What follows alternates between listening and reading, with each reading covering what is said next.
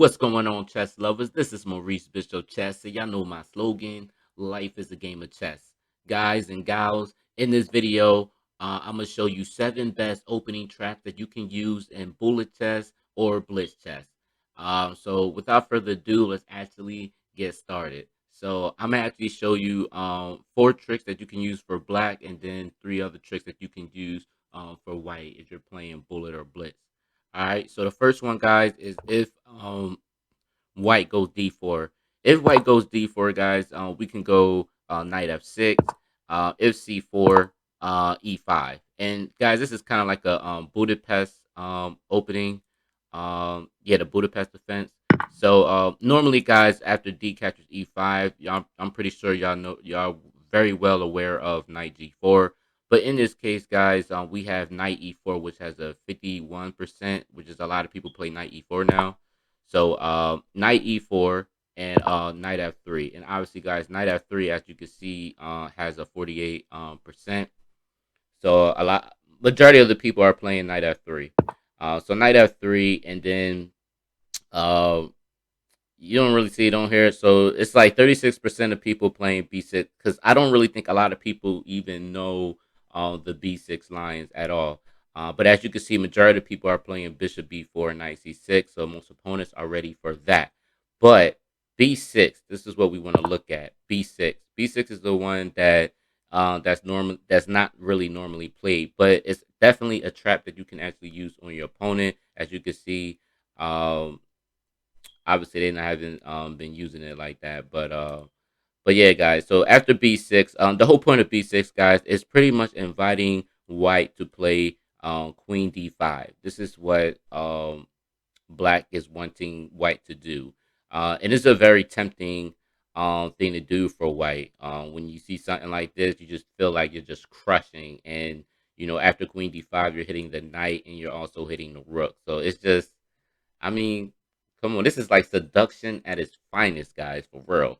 So after b6, queen d5, and then of course again, white may be thinking like, man, black messed up. I don't know what he's doing, and then you go bishop b7. Now bishop b7, it just looks like it's a desperation move, like maybe black is just giving up or whatever, things like that. So what white would normally play is queen captures b7, and he's probably happy because he's won a bishop.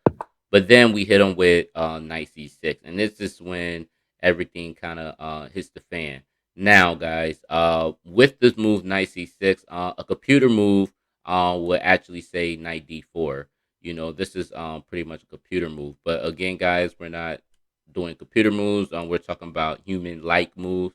And most likely, guys, after knight c6, 9 out of 10, white is going to always go queen a6, due to the fact that knight c5 is being threatened right now. Knight c5 is threatening to trap the queen, which is why the queen will go a6.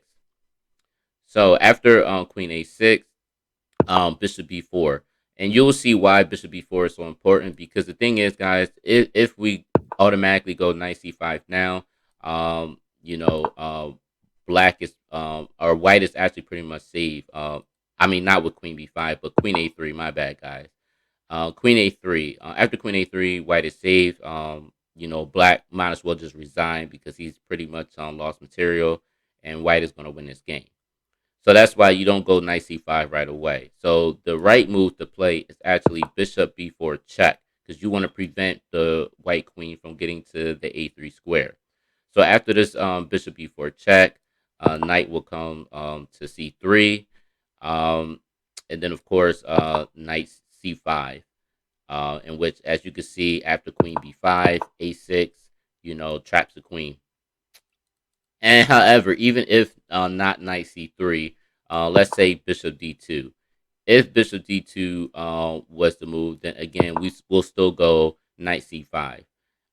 If queen b5, we'll just immediately take off the bishop with check, knight captures, and then a6, and then the white queen is trapped, and white can resign in this position. All right, guys. So that's number 1 trap. All right, so the number 2 trap, guys, which I see this a lot when people play bullets, and this is like 2500, 600, or 2500, 2600, 2400s, 2300s. I see a lot of high rated players like to play this move, H3. Um, so what I see a lot, guys, is E5, and as you can see, guys, E5 is played a lot. But also, guys, the next move, which is a lot of people playing, is A3. They play A3. Now, I had this played on me before. And I ain't gonna lie, guys. I used to in the beginning, guys, I used to lose because I didn't really understand these two openings and everything. But I came out with a solution. Bishop C5. Bishop C5 is definitely a good move. And normally, either white will come G4 or B4, depending on the move. But after Bishop C5, most of the time, white wants to go B4 in order to develop the bishop to B2, put more pressure on the E5 pawn, because that's really the rule of thumb. You want to put pressure on the E5 pawn. But the thing is, guys, after this Bishop C5 move, if they go B4, that is a mistake, because then after that we can go Bishop captures F2 check. If King captures, then Queen H4 check. And then, of course, guys, if he comes here, then we have Queen D4 check, and now we're winning the rook. And also we're up a pawn as well. So we're up a pawn and we're up the exchange. So it's actually very good for black, and white can resign in this position. However, there's another thing. If king goes to F3, then obviously, guys, this is just a mistake, because this is Queen F4 checkmate. Just so y'all know. All right. So that's number two, guys. All right, so let's go to number three, guys. So number three, this is pretty. Now y'all know me. I play the England gambit and all that, or the dunce gambit, whatever y'all want to call it. This is stuff that I play, right? But this is a little bit different though, the way somebody played it.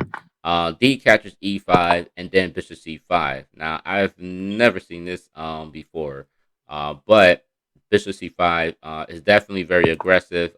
If Knight F3, which is what a lot of people would play, and D6. Now, normally, guys, with these type of moves, and even higher rated players, guys, when they see the move D6, number one, you already gave up a pawn already on E5. You already gave that up. So they're automatically thinking you're just like, making a mistake and you're dropping pawns. So most likely, guys, I want to say 10 out of 10, they're going to always take this pawn. And then after you take that pawn, if you go knight e7, especially if you're playing bullet, ultra bullet, or just blitz in general, they're going to think like you're just blundering and you're messing up. Yes, guys, knight e7, which is crazy.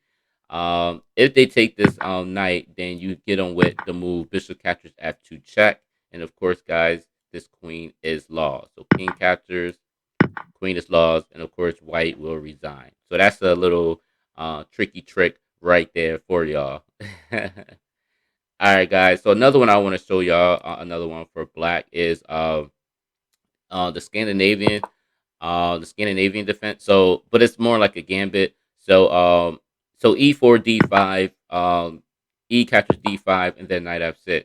And as you can see, guys, you have people playing d4, b5, knight f3, and c4, and it's probably 37%, which I actually believe is actually more than that, because every time I play it, it seems like everybody and their mama and their family are playing c4. So c4, as you see, they play c6 and e6. A lot of people playing c6, so it seems like a lot of people are ready for c6, but not too many people play the e6. So e6. So after e6, guys, D captures e6, because again, white is trying to hold the center and things like that. This is the whole purpose of it. After bishop captures e6, um, d4, as you see, I think d4, not too many people play d4, but again, guys, it's different, because a lot of people, at least when I play, people play d4 all the time, especially in the 2000s, 1900s, 2000s, and 2100s. I see a lot of them playing D4.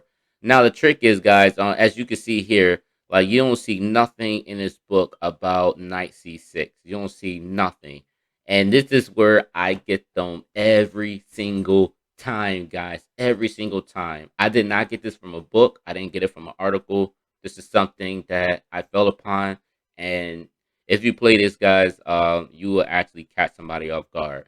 So as you see, all you see is bishop b4 and queen e7. The move that I played is knight c6. This is the type of moves that I like, especially in bullet guys and blitz. You can get them every time. Now with knight c6 guys, if they're not aware of this type of opening, you'll get them every time. But the whole purpose, guys, is this is a very enticing move to play. D5. D5 is very enticing, as you can see. Um, After D5, guys, we usually just go Bishop C5, and that's how we will go. Bishop C5. All it looks like is okay. Black is going to lose material, and things like that, and all he's doing is just developing his piece. So if white takes on, let's say D captures on C6, we have the move bishop captures F2 check. As you can see, we're hitting the queen, right? So obviously the king is not going to take the bishop because we'll go queen captures D1. So if king E2, then of course we have this light square bishop here. We'll go bishop captures C4 check. And of course, guys, black or white is actually forced to take the bishop off, and then he'll lose his queen. Now, if it was the other way, um, let's say D captures E6, we'll still go bishop captures F2 check. And again, if the king captures the bishop on F2, we'll take the queen. Now, if he goes king E2, this move is a little bit different because he took our light square bishop, so it's a little bit different. All we would do is go bishop D4. Now, because white already thinking he already lost, or that black already lost a piece, white is up a piece and everything. Now he's like, well, if I'm not castle, you're not going to castle either. So, not 9 out of 10, really 10 out of 10 guys, they're going to always take that pawn to make you uncomfortable, and you'll just go king catches F7. But the problem with this position, guys, is none of white's pieces develop. All our pieces is literally developed, and our rook is getting ready to go rook h to e8. So it looks like white is up a piece and everything, but it doesn't help him in his position, regardless of how you try to deal with it. Um, Knight f3, which is normally I think out of all the times I played this against somebody, guys, they seem to always go knight f3. After knight f3, guys, I always hit on with e7. Obviously, guys, he can't go. The king can't go f2 because of the dark square diagonal. Obviously, I'm covering this whole row right here, so it's pretty much it's a lost cause for white. So if he goes somewhere like king d3, we have queen e4 check. Again, white can't go here because of the bishop protecting that diagonal. So now white has to go king d2. We'll go queen e3 check. And then after king c2, we have knight b4 checkmate. Wow, nasty stuff, guys. Nasty stuff. I'm telling you, y'all play this in a bullet or blitz, man. It's a wrap. All right, guys. So we just discussed 4 things for black, and now we're gonna go towards white. All right. So with white, a6. Again, this is something that normally a lot of people play. Some other high-rated players. If they go a6, bishop c4. That's where we'll go. And then if b5, then of course, guys, this is almost kind of like similar to the for black's position, but instead we're playing white. We just go bishop captures f7 check. If king captures, queen h5 check. G6, and then queen d5 check, and we're winning the rook, and black couldn't resign. Even if king f6, again, we have queen f5 checkmate. Nasty stuff. All right. So that's number 5, right? So number 6. Let's say d4, guys. D4 is played. If d4 or we play d4 and f5, and guys, when they play f5, they want to play the Dutch defense, and we'll just go h3. If we go h3 on knight f6, knight f6 is played because again, guys, this is a book move, and then also, guys, it prevents white from coming to g2, g4. But the thing is, guys, this is pretty much the trick. This is the Kornoy attack. We still go g4 anyway. Even when black trying to go knight f6 to prevent us from going g4, we go g4 anyway. So if f captures g4, h captures g4, and then knight captures g4, thinking he's winning a pawn. The problem with this, guys, is we hit him with queen d3. So now the rook is actually hitting the pawn on h7. Obviously, guys, not h6 because of queen g6 is checkmate, right? So most likely, guys, after this, black is going to go knight f6 because he wants to defend against the h7 pawn. But little does he know, we hit him with rook catches h7. That's what we hit him with. Uh, After rook catches h7, black could pretty much resign because if he goes rook catches h7, we still have queen g6 checkmate. Really, the only way to really kind of stop it is by going d5. But of course, guys, we hit him with rook catches h8. We win a rook, and again, this is just too bad for black. All right. The last one I want to show y'all guys is the fantasy.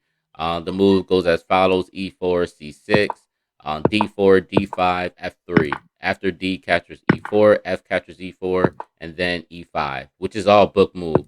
Knight f3, and then guys, this is where after e captures d4, we go bishop c4. And the whole purpose of the fantasy, guys, is to get the f file open because we want to castle and all that. But the mistake that a lot of people would make is bishop g4. If they play bishop g4, this is a blunder because we'll go bishop captures f7 check, king captures, and knight e5 check. And then after king e6, which is what a lot of people will try to do because they figure, okay, I already got a piece. He's going to get my piece, so I want to defend at all costs. Or I just want to keep my piece. If they do that, we'll still go queen captures g4. If they decide to take the knight, we'll go bishop f4 check. If king f6, we'll just go queen g5 check, and we'll win the queen already. Another thing is, if king captures e4, again, guys, we still got bishop g5 check, and again, we'll still win the queen. Simple as that. All right, guys, I hope y'all actually enjoyed this video. Definitely like, share, comment. Let me know what you think. And also, guys, don't forget to hit the subscribe button. All right, guys. Peace.